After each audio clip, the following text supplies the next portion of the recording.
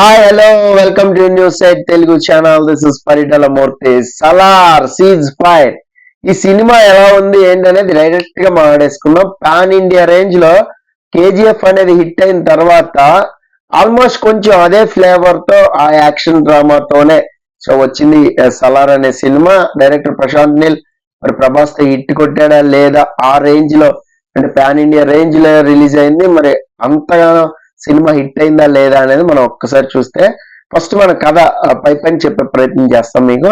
So కాన్సార్ అనే ఒక కల్పిత సామ్రాజ్యం ఉంటుంది. ఆ సామ్రాజ్యానికి రాజ్మన్నార్ అంటే జగత్ బాబు సో ఒక దొర అనమాట, అంటే ఏలుతూ ఉంటాడు. ఆయన కింద చిన్న చిన్న సామంతుల్లా కొంతమంది ఉంటారు.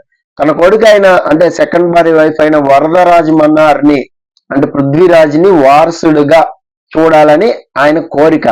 సో ఆ కోరిక ఉంటుంది. ఆ కోరిక మేరకు అతను అంటే ఒక దొరలాగా వెళ్తూ ఉంటాడు ఆ సామ్రాజ్యాన్ని. వారందరూ కూడా ఆ వరదరాజమన్నారిని కుర్చీలో కూర్చోనివ్వకుండా కొంతమంది రాజులు ఎవరైతే ఉన్నారో వాళ్ళంతా కూడా శత్రువులుగా మారి కొంత సైన్యాన్ని చేసుకుంటూ ఉంటారు. ఈయన ఆ జగపతి బాబు వెళ్ళి బయటికి వెళ్ళి మళ్ళీ వచ్చేసరికి సామ్రాజ్యం పరిస్థితి మొత్తం మారిపోద్ది.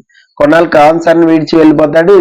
దాని తర్వాత మళ్ళీ వచ్చేసరికి అసలు చాలా కుట్రల కుతంత్రాలు ఆ కుర్చీ కోసం బాగా ఎక్కువైపోతూ ఉంటాయి. సో వరదాన్ని చంపేందుకు అంటే పృథ్వీరాజుని చంపేందుకు చాలా ప్రయత్నాలు చేస్తారు. అటాకులు కూడా జరుగుతుంటే అప్పుడే ఏమవుతుంది అంటే వరద చిన్ననాటి స్నేహితుడు అయిన దేవ అంటే ప్రభాస్ ని రంగంలోకి దింపుతాడు.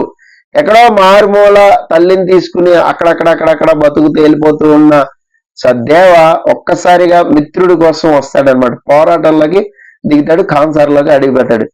అసలు ఎందుకు అంత తల్లిని తీసుకుని వెళ్ళిపోయి మారుమూల తలదాచుకోవాల్సిన అవసరం దేవాకి ఎందుకు వచ్చింది? సో మిత్రుడి కోసం కాన్సార్లోకి మళ్ళీ ఎందుకు వచ్చాడు? అసలు ఈ దేవ తండ్రి ఎవరు? మధ్యలో ఆద్య అంటే శృతి హాసన్ ఎవరు ఏంటి? ఇదంతా కూడా సో కథలో భాగం. ఇదంతా కూడా మనం సిల్వర్ స్క్రీన్ మీద చూడాల్సిందే, రైట్? ఇంకా సినిమాలో ప్లస్ పాయింట్సే ఎక్కువ మాట్లాడుకుందాం, ఎందుకంటే మైనస్ పాయింట్లు అక్కడక్కడ ఉంటాయి. ప్లస్ పాయింట్సే చాలా ఉంటాయి అనమాట. టకటగా చెప్తా. ఫస్ట్ చెప్పాలంటే బిల్డప్ అండ్ ఎలివేషన్ అనేది ఒక రేంజ్ నెక్స్ట్ లెవెల్. అంటే మనం ఒక పాన్ ఇండియా రేంజ్ లో సినిమా చూస్తున్నాం అనే ఫీల్ ఉండాలి. ఫస్ట్ ఆఫ్ ఆల్ ఇది తెలుగు నేటివిటీకి దగ్గరగా ఉందా, ఇదేంటి ఒక కన్ఫ్యూజన్ ఉందేంటి, ఇంత అవసరమా, ఇది ఇంత అవసరమా, ఇలా అనుకుంటే వెళ్తే అన్ని మైనస్ గానే ఉంటాయి. ఒకటి ఏంటంటే మనం ఒక హ్యూజ్ యాక్షన్ డ్రామాని వెండి తెరపై చూడబోతున్నాం. ఇది మెంటల్ గా ఫిక్స్ అయిపోతే అదిరిపోద్ది సినిమా. ఫస్ట్ చెప్పాలంటే ఆ బిల్డప్ ఎలివేషన్ మనం యాప్ట్ అయిపోతాం అనమాట. ఫస్ట్ 10 నిమిషాల్లోనే మీకు ఆ దమ్ అనేది కనిపిస్తుంది సినిమాలో. సో ప్రభాస్ ని చూస్తుంటే మాత్రం అసలు యుద్ధంలో ఒక రాజు గాని వీరుడు గాని పరాక్రమవంతుడు పోరాడతాడు కదా, అలా చూస్తున్నట్టయితే నాకు అనిపించింది చెప్తున్నా. సో యాక్షన్ సీన్స్ అయితే గూస్ బంప్స్ ఖచ్చితంగా వస్తాయి, డౌటే లేదు. ముఖ్యంగా ఇంటర్వెల్ బ్యాంగ్ అనేది ఒక రేంజ్ కేక అనమాట. సో సిల్వర్ స్క్రీన్ మీద చూడాలి అదంతా కూడా. అందుకే నేను ఏది కూడా నేను అంత ఎలివేషన్ ఇచ్చి మీకు చెప్పదలుచుకోలేదు. సో మంచి మాస్ థియేటర్స్ లో చూస్తే మాత్రం మీరు బాగా ఎంజాయ్ చేస్తారు. ముఖ్యంగా చాలా మంది యాక్షన్ డ్రామాలను ఎక్కువ ఇష్టపడుతూ ఉంటారు, వాళ్ళకైతే ఇది సూపర్ గా ఉంటది. సినిమాలో హై డ్రామా అనేది నిజంగా బాగా పండింది. చాలా కాలం తర్వాత ప్రభాస్ ఫ్యాన్స్ కి ఈ సినిమా పండగ అని చెప్పాలి. ఎందుకంటే అంతకుముందు సినిమాలు చూసారు, రాధేశ్యాము, ఆదిపురుషు, ఇట్లా కొంచెం అంత యాక్షన్ ఆశించినంత యాక్షన్ అందులో లేదు కదా. ఇందులో ఆ 2 సినిమాలకి సరిపడా ఉంటది అనమాట. క్యారెక్టర్స్ కొంచెం అర్థం కావడానికి అయితే ఫస్ట్ లో కొద్దిగా టైం పడుతుంది.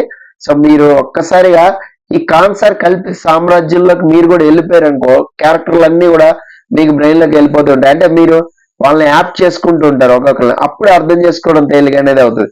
ప్రపంచంలో మీరు ఎక్కడైనా సరే ఏదైనా సరే సో ఆ పాయింట్ ని పట్టుకుని అర్థం చేసుకుంటే ఏదైనా అర్థమైపోతుంది.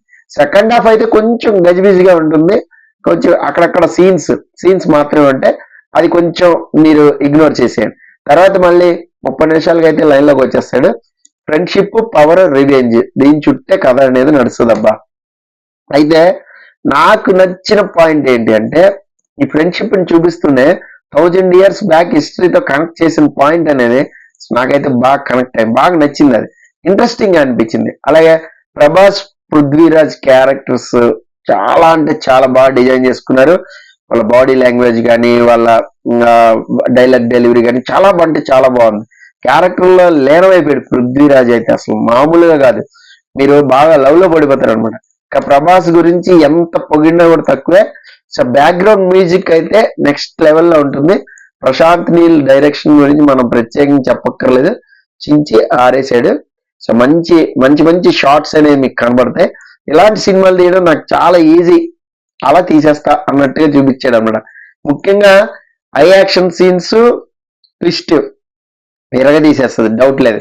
క్లైమాక్స్ లో సెకండ్ పార్ట్ కి ఏదైతే ఉందో పార్ట్ 2 సలార్ పార్ట్ 2 కి లీడ్ ఏదైతే ఉంటుందో అది కూడా బాగుంటుంది, అంటే మీకు కన్విన్సిబుల్ గా ఉంటుంది, మీరు ఓకే అనుకుంటారు.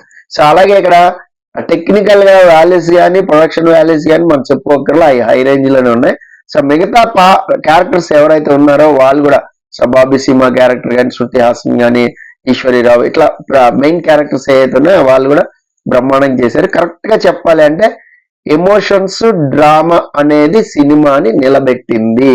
ఖచ్చితంగా అదే ప్లస్ పాయింట్స్ బలం కూడా అయ్యాయి.